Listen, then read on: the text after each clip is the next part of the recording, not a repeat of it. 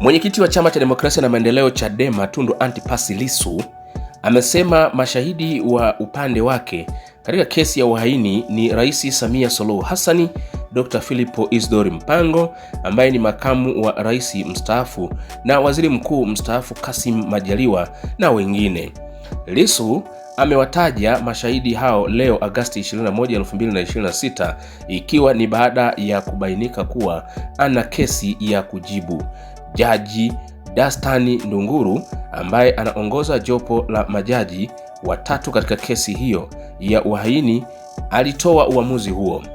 Akizungumza baada ya uamuzi wa majaji, Lissu alieleza mahakama kuwa atajitetea na kwamba ataita mashahidi wake 11 ambao ameiomba mahakama itoe hati ya wito wa kufika mahakamani kwa ajili ya kumtetea.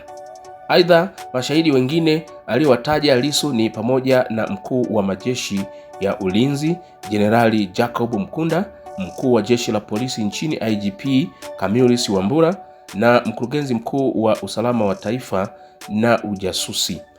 Pia amemtaja mkurugenzi wa makosa ya jinai DCI Ramadhani Kingai pamoja na viongozi wa Chadema ambao ni katibu mkuu John Mnyika, naibu katibu mkuu Amani Golugwa, makamu mwenyekiti John Heche na ofisa habari Brenda Rupia.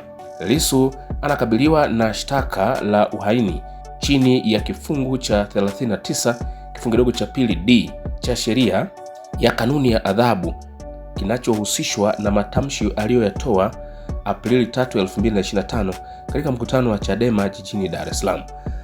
Hao ndio mashahidi ambao wanapaswa kuitwa katika kesi hiyo ya Lissu. Sasa bado kuna msuguano mkali unaendelea ambapo DPP ameweka bayana kwamba mahakama hazina mamlaka ya kumuita Mheshimiwa Rais katika mahakama hizo.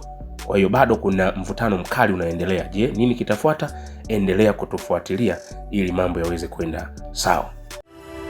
Asante kwa kuifuatilia Baharia TV. Usisahau kulike, kusubscribe, kucomment na kushare.